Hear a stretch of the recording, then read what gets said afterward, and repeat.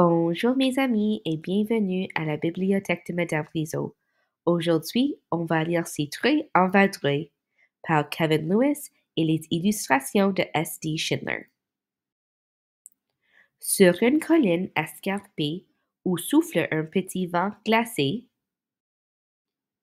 grimpent Jules et Joël Brodeur avec Lily, leur petite sœur. Au sommet de la colline, les Brodeurs découvrent, étonnés, une citrouille joufflue et géante, au bout d'une tige tournicotée. Elle est si grosse et si ronde, sans doute la plus belle au monde. Les garçons sont fous de joie. Ils poussent des cris et des hurrahs, car c'est aujourd'hui l'Halloween. La petite Lily, elle est inquiète et prévient les deux écervelés au danger. Mais eux, n'en faisant qu'à leur tête, détachent la citrouille sans l'écouter. Lentement d'abord, puis de plus en plus vite, ils font rouler la citrouille géante.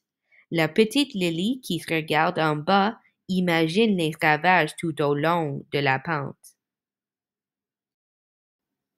Roule et roule dans la côte, boum et bang sur le sol.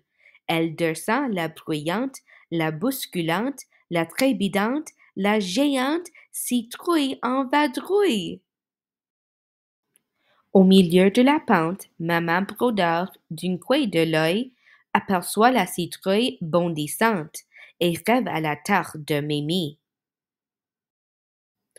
Oh non, la citrouille défonce sa porcherie. Roule et roule dans la côte, boum et bang sur le sol, elle descend la bruyante, la bousculante, la trépidante, la géante citrouille en vadrouille. Encore plus bas sur la côte, à quelques pas du poulailler, Pépé Brodeur la voit s'approcher et songe à la bonne soupe de Mémé. Oh non, la citrouille renverse Pépé.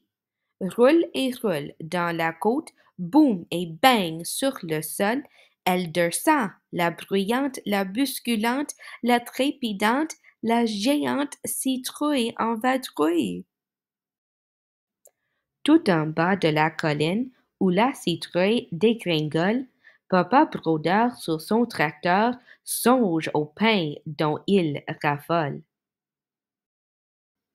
Sans perdre un instant, il réfléchit, puis rapidement, il trace un lit.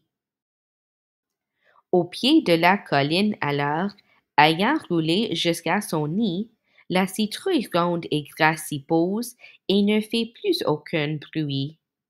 Les brodeurs et leurs animaux soulagés, tout autour de l'intrus sont rassemblés. Mimi que Lily est allée chercher, regarde la citrouille bouche bée. Jules et Joël sont enchantés.